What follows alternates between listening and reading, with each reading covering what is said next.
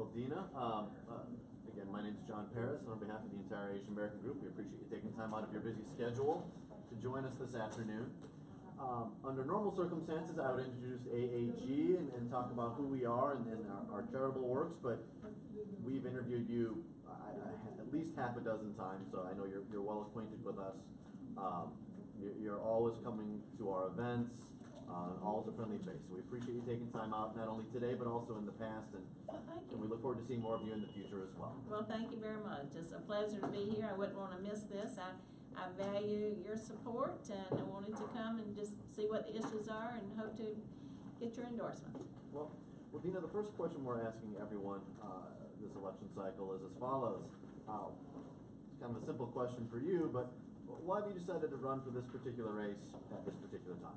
Well, I'm running because I have unfinished business, that there's a lot left to do. And as a member of Congress, I know we don't have a very good reputation because it's been so divided, so much gridlock, that not a lot has gotten done. I've accomplished some things, but those are things I want to build on.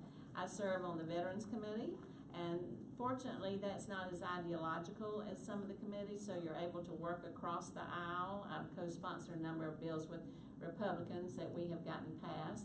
And I'm on the Transportation Committee. And again, everybody should want to build bridges and roads and water systems, and so you can work across the aisle on those issues too. I love representing District 1. It's the heart of the Las Vegas Valley. I taught at UNLV for 35 years. I was in the state legislature for 20. All of those things are part of District 1, and now it's just a little bit broader, but it's the most diverse district in the state.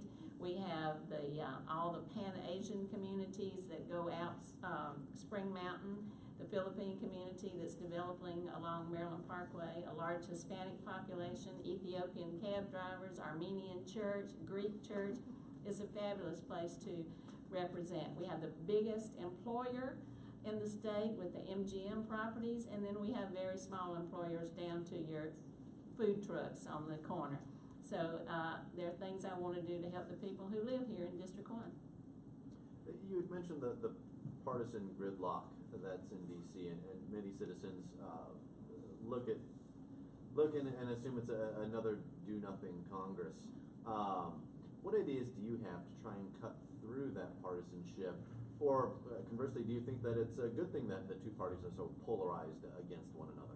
Well, I don't think it's a good thing that the parties are so polarized. I think you pick your battles and you find people that you can work with depending on what the issue is.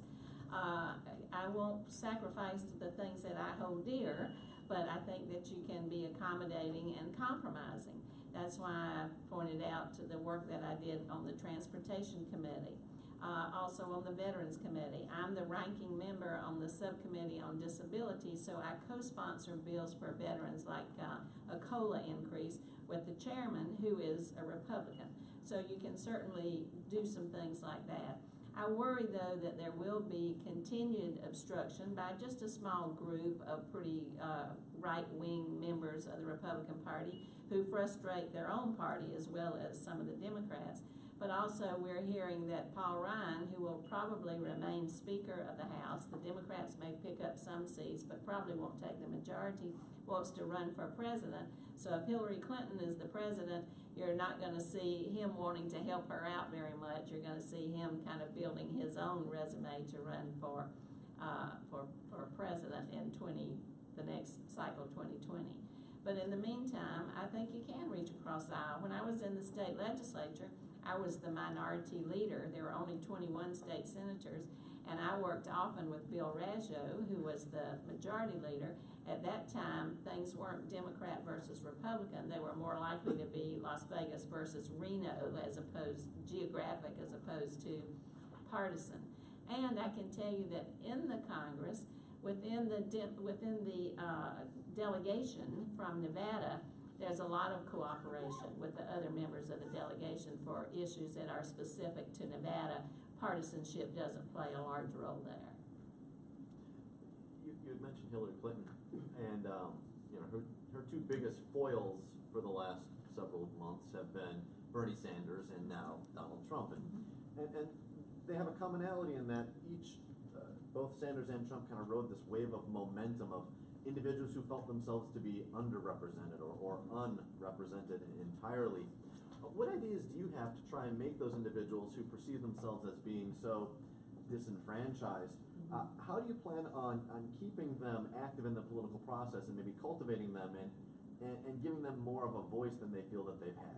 Well, certainly within the Democratic Party, there's been great outreach to the Bernie folks. I was at a youth forum this morning talking about this very same thing, because a lot of the young people thought that Bernie was the man. And I point out that sometimes you win even if you lose, that they made a tremendous difference in the platform of the Democratic Party. They have also pulled Hillary Clinton to the left. They have brought new people into the process, so they have been successful in setting the agenda even if their candidate didn't win. So that's a lot to build on for the future. As far as those who are disenchanted on the Republican side or who were maybe nonpartisans, I think the way you bring them in is the way I have always done it, and that's through constituent service. I believe there's more to being a member of Congress than voting on laws. You have to truly be a representative.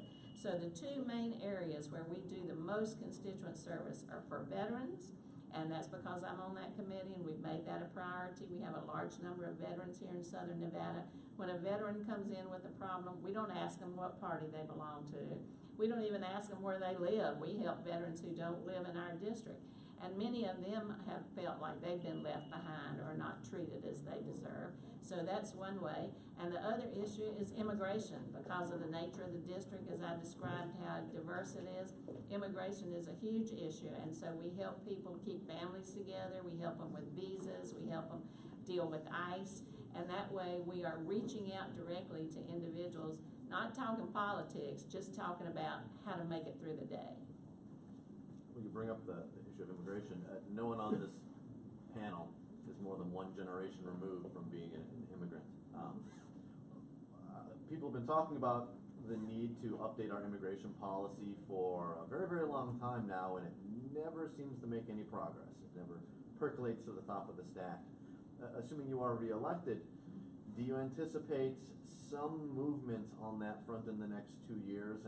And if so, or if not, how do you plan on trying to move it a little bit higher up the chain so that we can address this important issue?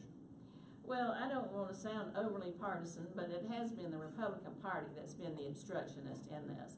The Senate several years ago passed a bipartisan bill. You had some Republicans on it, but when it came to the House, that never came up for a vote. They would never bring it up for a vote. Now, I'm a co-sponsor of a similar kind of legislation that is pretty broad immigration reform. I think you need to do that. I supported the president's action with the Dreamers, the DAPA, with children who were brought here and their families who have grown up here and just as American as anybody else. I've supported expanding visa programs so you can bring extended members of the family over here. Also looking at the visa process that allows people to come and go to school or train here and then stay in this country so we can reach out to educated, qualified, high-tech kind of folks to bring them here and allow them to stay. So I think you do need to reform it. You need to reform it from top to bottom. It needs to be a priority. I think that Hillary Clinton has promised and will make it a priority as soon as she gets there. We continue in the House, the Democrats, I'm on the caucus that deals with immigration for families, to make it a priority. We have signed discharge petitions, we have protested, we have fasted, everything we can to say this is an issue that needs to be resolved. People don't need to live in limbo. They don't need to be in the shadows. We need to have them fully functioning members of our American society, those who want to be. And I realize I've been asking many of the questions that I know we got a little bit of a later start than we anticipated. Anyone on the dais want to jump in? Am I now? Okay. Yes, dear. There's so much advertising going on, so much in regarding to this campaign. Even my 9-year-old son is coming to me and say, "Daddy, you got to vote this one because that one is no good." Now they're looking at clip ads. What's your advice to all the people that in what channel or what have you to understand to vote correctly. This is one of the most important thing as U.S. citizen Right. that can do and take action on. What's your advice? Well, it would be like I used to tell my students, and actually this campaign cycle doesn't fit any of the theories I used to teach because it's a pretty bizarre election cycle, that's for sure.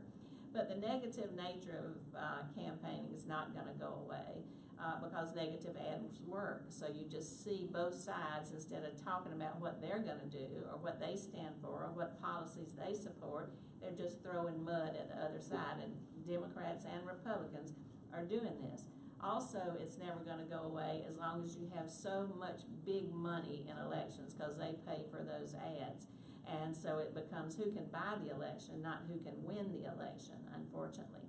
For sources of information, I wouldn't depend on the ads. I tell you what I do is I sit with the remote and switch from Fox to MSNBC to CNN just to get as wide a perspective as I can. Few people have time to go to the library and look up the voting record of a person in that library. I think that's why they look to other groups for cues, just like this organization. I think members of the Asian community will look to you for some cues about who do you think will be work in the best interest of that community, and other groups perform that same function. So it always is going to be a second tier source of information, but certainly the ads are not the best source. Thank you. Thank you. What, if anything, needs to be done about Citizens United? Well, I think we should do away with Citizens United. Right now, we have a 4-4 Supreme Court. That's another problem that we needed. It's supposed to be 9, so you don't have these kind of ties. Hillary Clinton says she'd like to see it overturned. With the current Congress, you're not going to be able to overturn it with the majority. But it certainly has added to the lack of transparency because now you can create super PACs. Now you can give money where you don't have to disclose where the money comes from. Now you can do lots of independent advertising without any kind of credibility or any kind of accountability. So I think it has not added to the integrity of the electoral process. Yeah, I would like to thank you, Dina, because among all the politicians, who run, and I've been doing it for almost 20 years, you're one of the few who come to all the events, you try your best to the whole Asian, Hispanic, because most of them you don't even see them. The only time you see them is when they're running for election and they come to us for a vote and raise money. So I'm appreciating, thank you for that. Well, thank you. Please always invite me because I would like to come, and if I can't be there, somebody from my office will be there. We always have a person, hopefully of Asian background, who can do Asian outreach, and you've got my cell phone, so you know you can always get in touch with me if you need Thank you anything. very much. Thank you.